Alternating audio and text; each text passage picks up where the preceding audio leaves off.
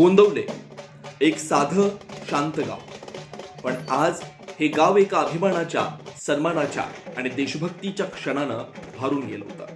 कारण भारतीय सैन्य दलात अनेक वर्ष देशाची सेवा करून MSCP नायब सुभेदार पोपट रघुनाथ पाटील हे आज आपल्या मातीत परतले.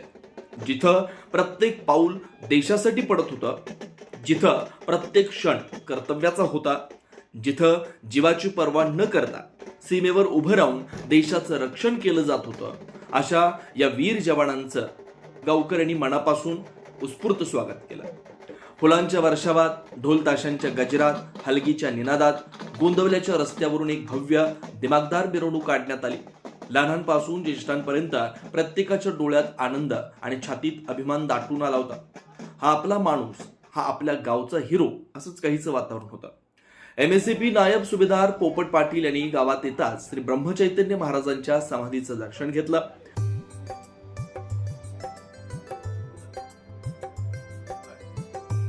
आपली आई, चुलते, भाऊ यांच्याही पायावर डोकं ठेवलं.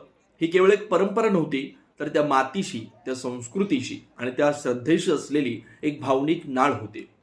दर्शनानंतर पुन्हा मिरवणूक गावाच्या मुख्य चौकात आली आणि जय जवान जय किसान या घोषणाने संपूर्ण परिसर दणाणून गेला. त्या घोषणांमध्ये केवळ शब्द नव्हते, तर देशप्रेमाची जाज्वल्य भावना होती.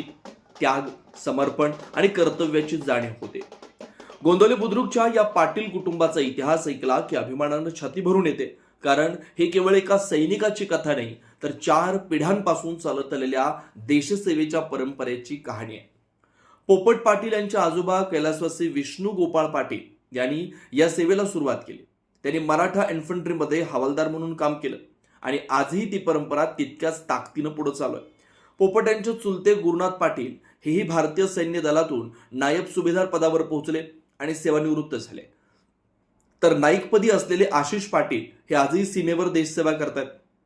असं म्हणतात, देशभक्ती ही शिकवावी लागत नाही, ती रक्तातच असावी लागते आणि पाटील कुटुंब हे त्याचं जिवंत उदाहरण आहे.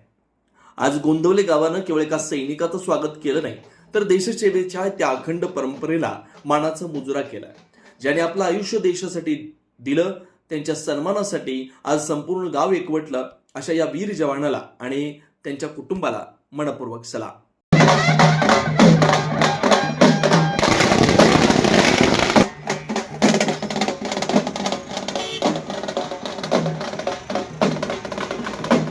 अशाच महत्त्वाच्या आणि नवनवीन बातम्या पाहण्यासाठी आमच्या माणदेशी आवाज चॅनलला सबस्क्राईब करा आणि हा व्हिडिओ जास्तीत जास्त शेअर करा.